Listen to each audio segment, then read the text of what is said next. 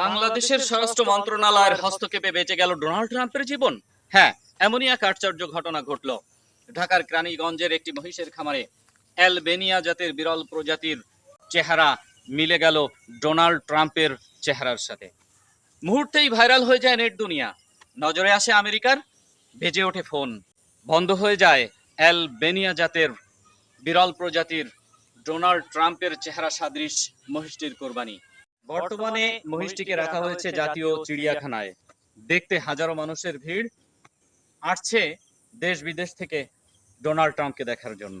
বিস্তারিত জানতে প্রতিবেদনটি দেখুন। কিছুক্ষণ আগে কেরানীগঞ্জের রসুলপুর এলাকা থেকে যে নারায়ণগঞ্জ থেকে যেই লোক সরফরাজ শরণ নামে যে ব্যবসায়ী কিনেছিল কেরানীগঞ্জের রসুলপুর বাড়ি, তার বাড়ি থেকে ট্রাম্পকে কিছুক্ষণ আগে থানায় নিয়ে আসা হয়েছে। আমরা এখানে এসে দেখেছি যে ট্রাম্প এখনো পর্যন্ত তাকে যে থানায় পিকআপে করে নিয়ে আসা হয়েছে, পিকআপের মধ্যে এখনও রয়েছে এবং আমরা যতদূর জানতে পেরেছি যে সেটিকে নিয়ে আসা হয়েছে। এটি এখন আর কুরবানি দিতে দেওয়া হবে না। মালিক পক্ষের যারা এটা কিনেছিলেন তাদেরকে টাকা দিয়ে দেওয়া হবে অথবা অন্য পশু কিনে দেওয়া হবে, কিন্তু তাদেরকে এই মহিষটি আর দেওয়া হবে না, সেটাই তাদেরকে জানিয়ে নিয়ে আসা হয়েছে। আমরা দেখতে পাচ্ছি যে ট্রাম্পকে চলে যাচ্ছে এবং কিছুক্ষণের মধ্যেই হয়তো ট্রাকটি স্থানান্তর করে ছোট ট্রাকটি থেকে এই ট্রাকে করে উঠিয়ে ডোনাল্ড ট্রাম্পকে এখান থেকে সরকারি অন্য কোনো দপ্তর এবং অন্য কোনো জায়গায় নিয়ে যাওয়া হবে। আমরা যে ক্রেতা রয়েছে তার সাথে আমরা আলাপ করে জানতে পেরেছি যে তাদেরকে যে কুরবানির পশুর যে মূল্য রয়েছে সেই মূল্য তাদেরকে ফিরিয়ে দেওয়া হবে। তারা এটাকে নিজের স্বইচ্ছাই এবং কোনো প্রকার চাপের ঊর্ধ্বে উঠেই তারা এটাকে ফিরিয়ে দিচ্ছেন, এমনটাই তারা জানিয়েছেন। আমরা এখন কথা বলে জানার চেষ্টা করব, যে ক্রেতা রয়েছেন তার সাথে আমরা এই বিষয়টি নিয়ে কথা বলার চেষ্টা করব। একটু আন্তর্জাতিকভাবে একটা আলোচনা সমালোচনা তৈরি হইতেছে বিভিন্ন দেশের মাধ্যমে।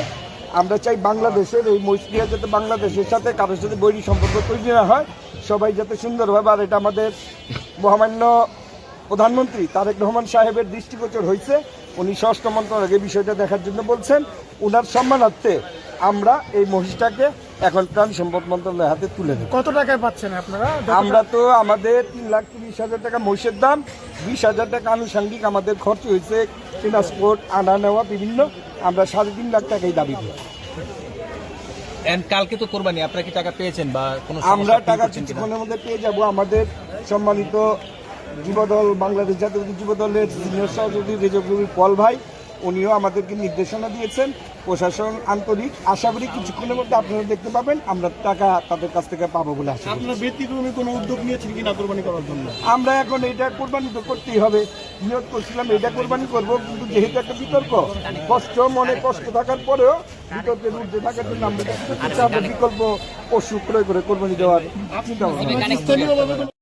দর্শক, আপনারা এতক্ষণ শুনলেন যে পশুটির যে ক্রেতা রয়েছে তাদের বক্তব্য শুনলেন। তারা থানা থেকে কিছুক্ষণের মধ্যেই প্রাণী জাগানো অ্যালবিনো জাতের গোলাপি মহিষ ডোনাল্ড ট্রাম্প শেষ পর্যন্ত কোরবানি হচ্ছে না। স্বরাষ্ট্র মন্ত্রণালয়ের নির্দেশে মহিষটিকে জবাই না করে প্রাণী সম্পদ অধিদপ্তরের মাধ্যমে চিড়িয়াখানায় নেওয়া হচ্ছে। এজন্য ক্রেতাকে মূল্য ফেরত কিংবা সমমূল্যের গরু বা মহিষ দেয়া হবে বলে জানিয়েছেন মহিষটির ক্রেতা মনিরুজ্জামান।